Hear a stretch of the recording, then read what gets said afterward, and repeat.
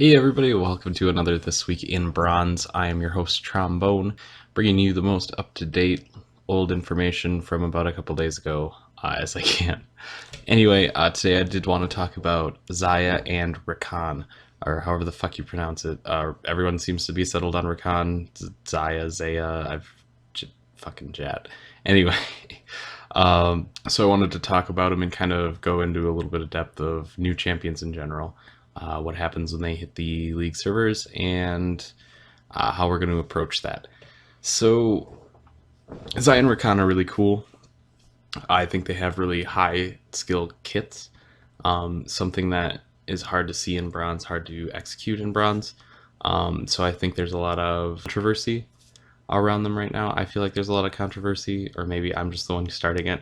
But Xayah and Rakan, they're cool things, they're cool champions. So I kind of wanted to talk about them and give you some insights. Uh, Obviously, I want to cover Xayah first because I am an ADC main recently. But my home is in the bot lane, so I'm actually really excited to talk about these. Starting with Xayah, she is a highly immobile AoE kind of damage ADC. She kind of resembles, in my opinion, like a hybrid between Kog'Maw and Kalista, just in the way that she AoE kind of sit back and auto attack that Kog'Maw does. With some of the Kalista's obviously more of a mobile ADC, where Xayah is very immobile, and so there's a lot of differences there. But I feel like she is that hybrid when I play her. That's what I feel like I'm playing a Kog'Maw Kalista, and I know those are two really weird champions to put together, but it is what it feels like when I play it. Obviously have your different opinions. Feel free to comment down below what you feel like at any point. Being that she has that weird kind of kit, something that we don't really see a whole lot in ADCs, say she's broken. I guess this is where I wanted to start. People say she's broken. I don't think she's broken. There's a lot of opportunities to outplay. There's a lot of opportunities to be able to use the skill that it does take to play her and outplay your opponents in lane and in team fights, because she's really good if you are good at positioning in team fights.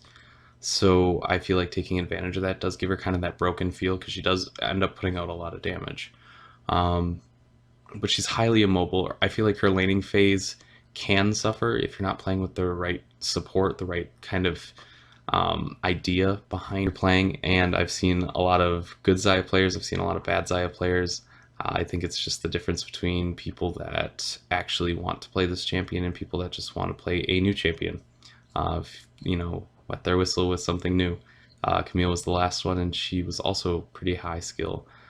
She was also very broken. So I feel like everyone has this expectation of new champions being broken, and obviously they do come out with a little bit of balance issues, a little bit higher win rate out of the bat, because they are put in such a way that they should be a little stronger. However, I feel like Xayah herself is not the highest, most broken champion in the game right now. A lot of people like to dive in and say, "Oh my God, she's broken. Oh my God, she's terrible." But I think she's very well balanced. I think she's in a really good place right off the bat. I think Riot did a really good job with her. It made it, punishable if you're not mechanically skilled, and also if you're not game knowledge skilled. I feel like she's the first champion that really kind of draws in um, game knowledge and mechanics to be good. So it's obviously really punishable, obviously really something that you're going to be really divided on whether she's good or she's crap. I think she's very well balanced. I think it takes a lot of both to be good at her, and I don't know. Overall, I think they did a really good job with her. That's kind of my rant, I guess. It's not really a rant. I just wanted to talk about it and kind of give my perspective, how I like to build her right now, because I don't know why you want to take advantage or take advice from a Bronzy, but I feel like the best way to build her right now is definitely start Bork, just because you could have more feather output that way. You have the opportunity to put a lot of that AoE damage down. in the lane in team fights, and as long as you can get the gold to get to that point in the lane phase, she actually really does take off and snowball really well. And next, what I like to go into is actually Eric helped me out with this one a big bit, because I actually wanted to build like a static shiv or something a little more crit based. PD actually works really good as a second item. To kind of be able to match a little bit of the crit, a little bit of the attack speed that she likes to have. And I think if you can find like a crit hybrid build with attack speed in there, she's actually a lot stronger of a champion throughout the game. She has a lot more impact that way. So I like going into a PD. For those of you who don't know what PD means, it's actually Phantom Dancer. So yeah, awesome item. I thank you for Eric for kind of smoothing out the gaps that did arise when I was building her for the first couple times. PD just kind of seems to smooth out her mid game a hell of a lot, so that's where I like to go. That's kind of her core build in my opinion. You can go Essence Reaver, IE, however you want to really do it from there. I think Bork PD is really a good starting point with her. Maybe once I figure out a third item for her core build, I'll get back to you, but right now that's where I feel like you can really get the most bang for your buck for items and on Xayah. Unfortunately, I'm not going to be able to do that with Rakan, and that was a terrible segue, but moving on to Rakan, I feel like a lot of people feel he is also broken or shit. There's a lot of divide down here at Bronze. I feel higher elo players understand that he's a very good champion, and he honestly is. He has kind of a very similar playstyle, similar, not completely similar, to Alistar.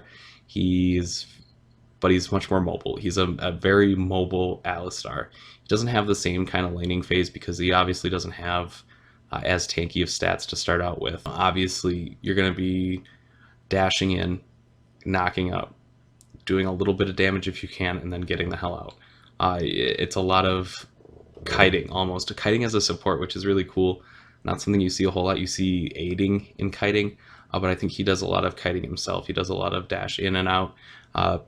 Again, map placement and your placement in fights is super important, which is something we don't see a whole lot on supports, but it's definitely something I think he excels at. I've gone against a few. I haven't actually played him. I own him, but I haven't actually played him because he's super high pick ban right now. But I feel like if you were to play him, that's how you'd want to. That's what you'd want to accomplish, is play him like a very high mobility Alistar. As far as being broken, no, maybe a little. He's a little overbalanced. I'm gonna be honest. If you're gonna pick one thing to really nerf about the whole champion introduction, it would probably be Rakan. His kit is just very well structured, and because if you have the mechanics to back that up, he can be very overpowered.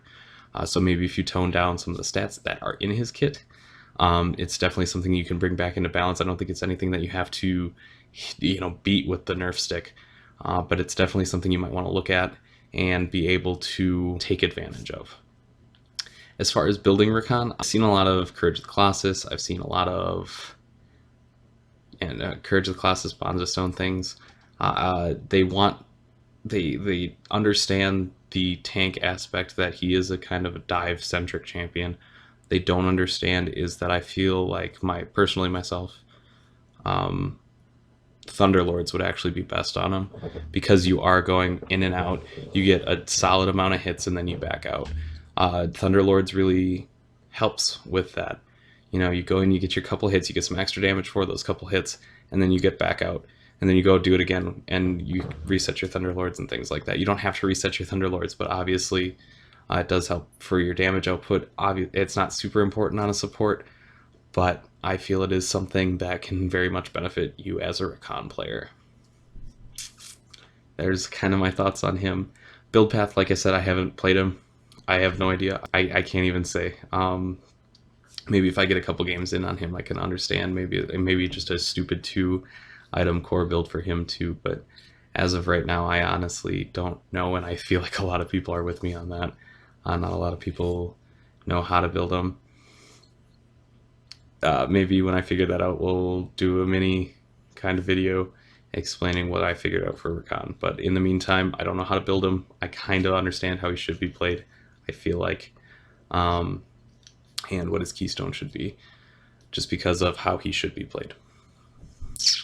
You can obviously probably figure out a build from that, but it's late, and I'm not quite making those synapses in my brain right now. So that's Xayah and Rakan. Before we get into that gameplay, please let the comment wars ensue.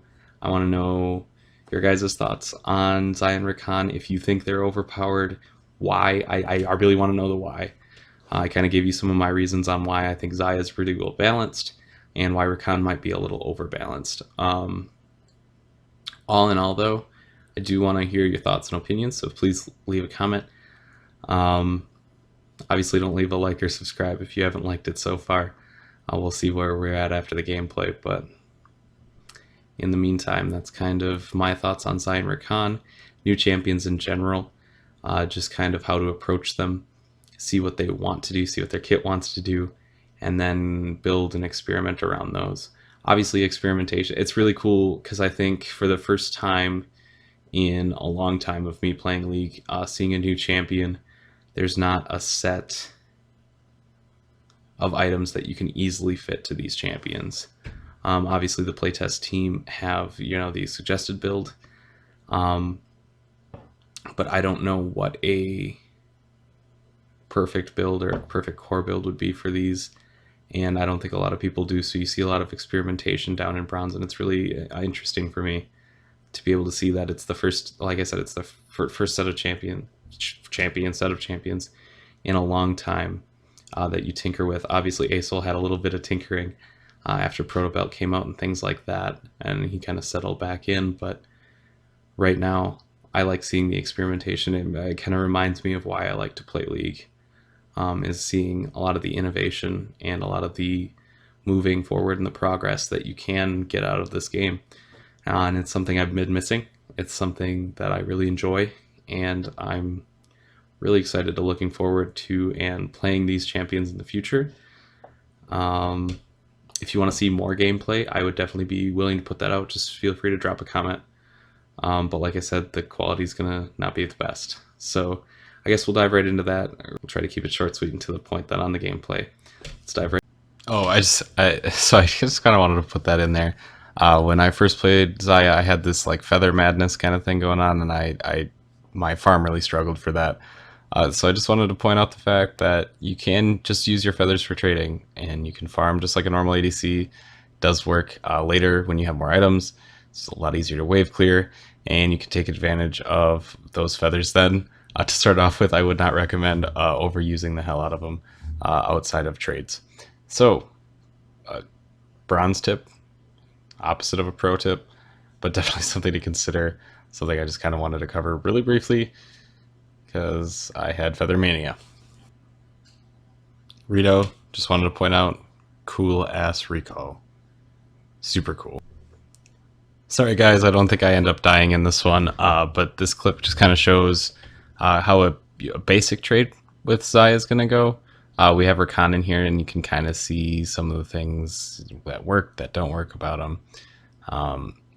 But I just, like I said, wanted to show because it just has a lot of the deeper aspects of what they have to offer and how their trades in the laning phase are what they're going to look like.